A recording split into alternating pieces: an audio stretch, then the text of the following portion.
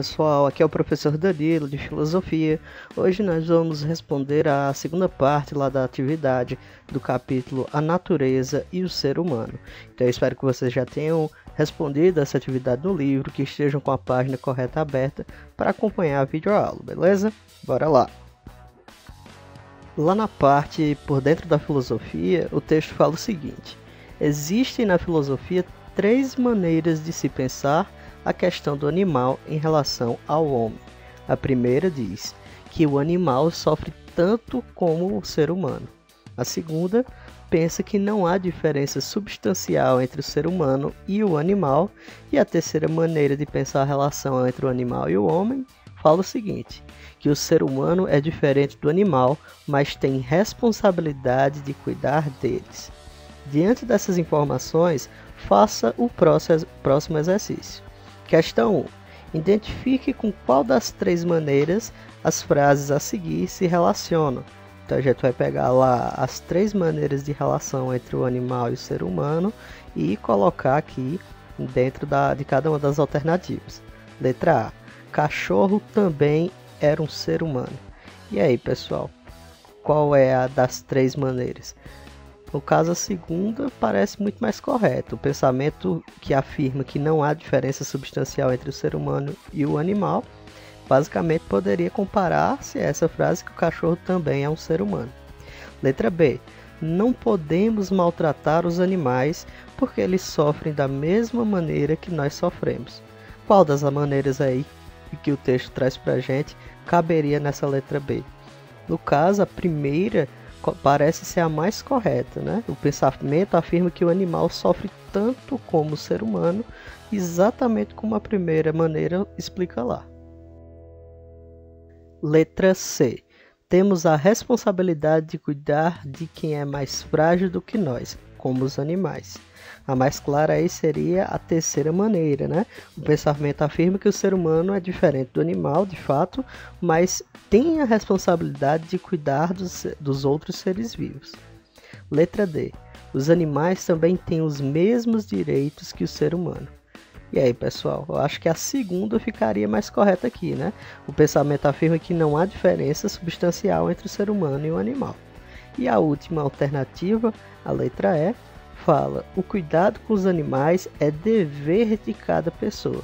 E por incrível que pareça, pessoal, isso daí é lei. O ser humano ele não pode maltratar os animais.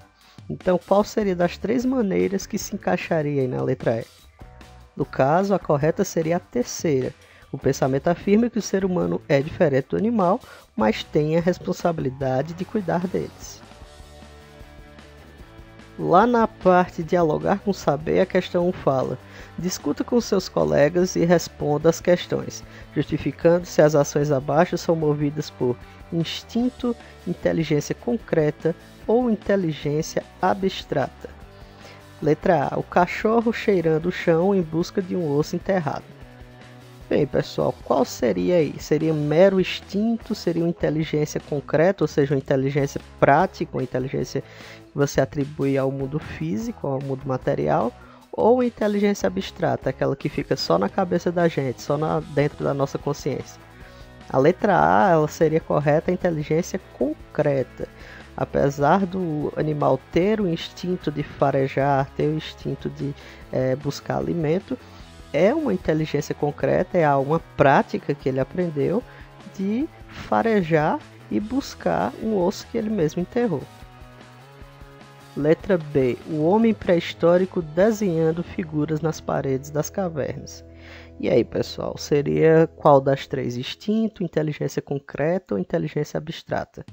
Professor, ele leva em consideração a capacidade artística do ser humano. Então, isso daí estaria puxando mais para um tipo de inteligência abstrata, que o homem ele vai ter a criatividade, vai ter a espontaneidade de fazer esse tipo de arte, tá certo? E a letra C fala: a abelha construindo a sua colmeia. E aí tem a imagem do lado. A construção da colmeia é sinal de inteligência da abelha? Não, pessoal, é mais um instinto de sobrevivência da abelha do que necessariamente uma capacidade de inteligência. Poderíamos dizer, por exemplo, que o animal que procura água, ele está agindo por instinto. Um animal urbano que derruba uma lata de lixo e come o lixo que está ali dentro, é um instinto, é a necessidade de sobrevivência, beleza? Questão 2. Reflita sobre as questões abaixo, discuta-as com seus colegas e escreva suas conclusões. Seu cachorro fica triste quando você briga com ele? Será que essa tristeza é a mesma que o ser humano sente? Justifique.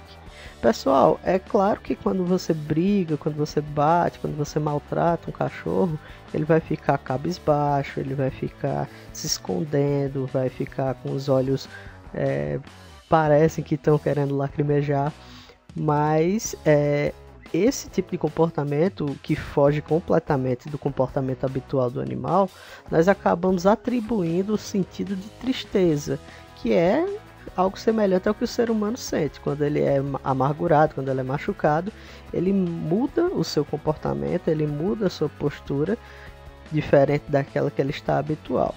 Mas será que essa tristeza do animal é a mesma que nós sentimos, que o cachorro sente, é o mesmo que o ser humano sente? Eu acredito que não, pessoal. Às vezes a gente acaba projetando muito do que nós vivemos na realidade de outras pessoas e de outros seres. Então, consequentemente, a tristeza de um cachorro ou o sentimento que o cachorro está sentindo ali não se compara à tristeza que o ser humano sente ou à emoção que o ser humano chama de tristeza. Letra B. Nós geralmente dizemos que o ser humano pode ser violento.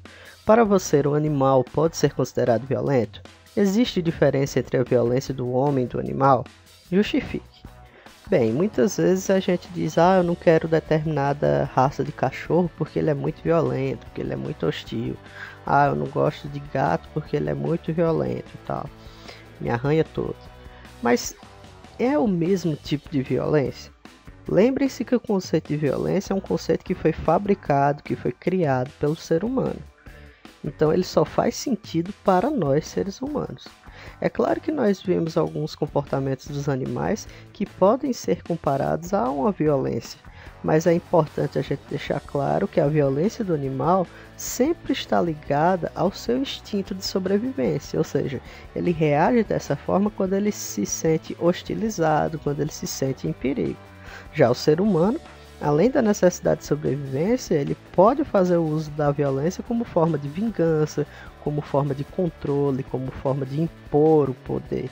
Então há uma diferença enorme entre a violência animal e a violência do homem.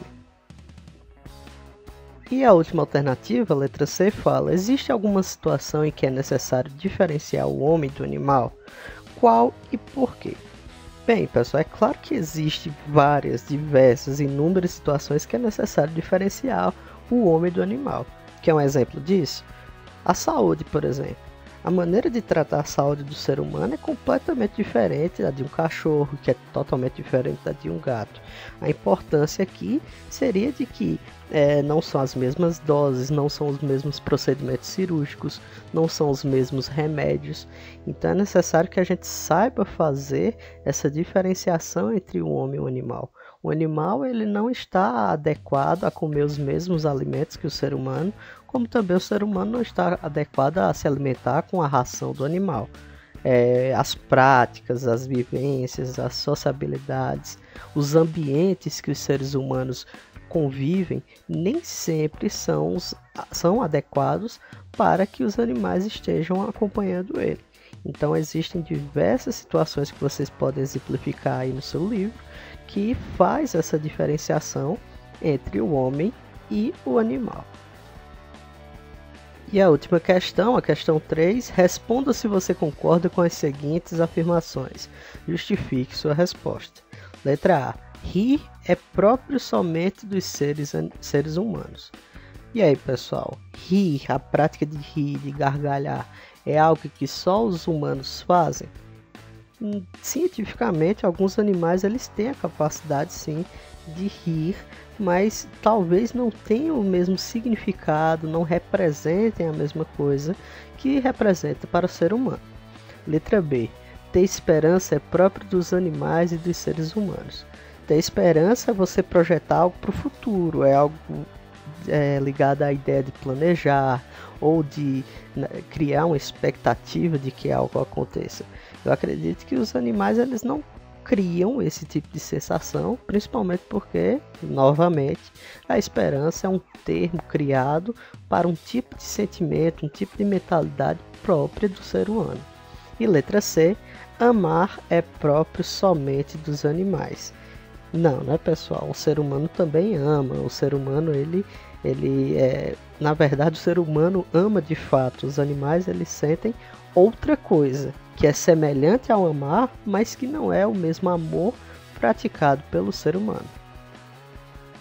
Então é isso, pessoal. Espero que vocês tenham gostado da atividade de hoje, a videoaula.